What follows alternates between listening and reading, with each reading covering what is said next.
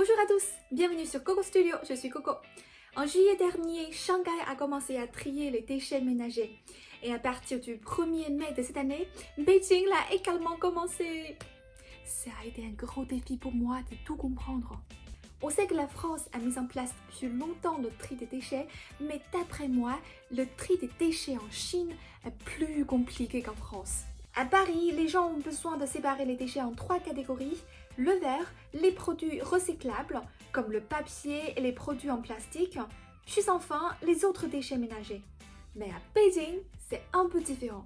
Nous avons divisé les déchets en 4 catégories. Les déchets de cuisine, le recyclable, les déchets dangereux et enfin les autres déchets. Les déchets de cuisine se réfèrent aux déchets qui peuvent se décomposer comme la nourriture, les fleurs et les aliments pour animaux. Par contre, les os ne sont pas facilement à dégrader, donc ne sont pas des déchets de cuisine, mais des déchets de la 4e catégorie. Les déchets recyclables comprennent le métal, le plastique, le papier, le verre ou les vêtements. Cependant, ils n'incluent pas les produits en papier contaminé, tels que le papier hygiénique et les couches culottes. Quant aux déchets dangereux, ils comprennent les billes, les médicaments, les poudres de peinture et les produits contenant du mercure. La 4e catégorie des autres déchets comprend tout le reste. Alors que Beijing vient de commencer à mettre en œuvre le tri des déchets, de nombreux quartiers résidentiels ont mis en place des équipes de bénévoles pour montrer aux habitants, devant les poubelles, comment trier les ordures et répondre aux questions. Certains quartiers mettent en application un système de points. Les résidents reçoivent des codes QR donnés par la communauté et les collent sur leur sac à ordures. S'ils trient bien les ordures, ils gagnent des points. Par la suite, les points seront comptés et peuvent être échangés contre des cadeaux, y compris des produits du quotidien tels que des nouilles, du riz, de l'huile, du papier hygiénique ou du dentifrice.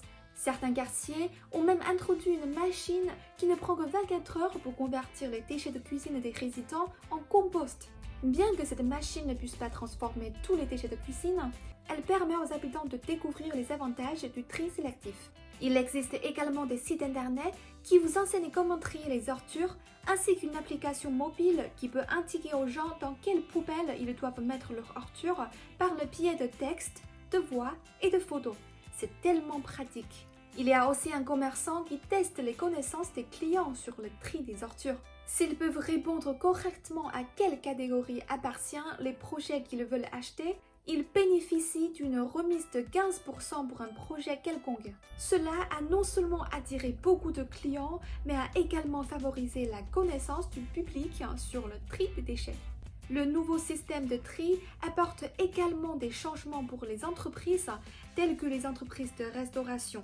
Afin de réduire les déchets de cuisine, elles ont commencé à essayer des plats innovants pour augmenter le taux d'utilisation des alimentations. Les entreprises de livraison ont aussi commencé à remplacer les documents papier par des documents électroniques.